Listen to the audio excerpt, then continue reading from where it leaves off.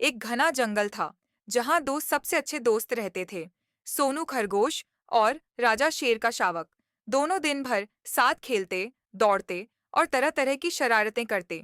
एक दिन गर्मियों की एक ठंडी रात को सोनू और राजा नदी के किनारे चांदनी रात में खेल रहे थे। चांद की रोशनी पानी पर पड़कर चमक रही थी और जंगल में एक रहस्यमयी शांति छाई हुई थी। अचानक आकाश में एक अजीब सी गड़गड़ाहट हुई। दोनों ने ऊपर देखा। एक चमचमाता हुआ विशाल उड़नतश्तरी जैसे यान तेजी से नीचे आ रहा था। तेज रोशनी और हवा के झोंकों के साथ वह यान नदी के पास उतर गया। सोनू डर से कांपने लगा। र, राजा, ये क्या है? राजा ने धीमी आवाज में कहा। शायद कोई तारा गिरा है या कोई उड़न तश्तरी। यान का दरवाजा खुला और अंदर से एक विचित्र जीव बाहर आया। उसका शरीर नीला था, आंखें बड़ी और चमकदार, और वह बिना पैरों के धीरे धीरे हवा में तैर रहा था। एलियन ने जंगल की ओर देखा, फिर उसकी नजर सोनू और राजा पर पड़ी।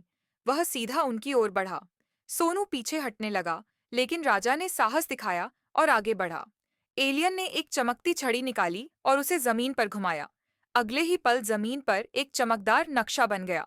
जंगल का नक्शा। एलियन ने एक जगह पर इशारा किया और अजीब सी आवाज़ में बोला, वहां खतरा है। सोनू और राजा कुछ नहीं समझ पाए। तभी एलियन ने अपनी छड़ी सोनू के माथे पर रखी और उसकी आंखें नीली चमकने लगीं। अब सोनू को एलियन की बात समझ आने लगी थी। एलियन ने कहा, जंगल के नीचे एक ज्वालामुखी है जो जल्दी ही फट सकता है। तुम्हें सबको चेतावनी देनी होगी। सोनू ने राजा को बताया और दोनों तुरंत जंगल की ओर दौड़ पड़े। उन्होंने हर जानवर को चेताया, हाथी, बंदर, हिरण, सबको। अगले दिन सुबह सुबह जमीन थोड़ी कांपी।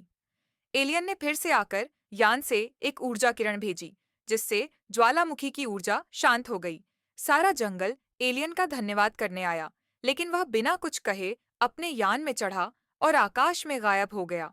सोनू और राजा ने एक दूसरे को देखा और मुस्कुराए।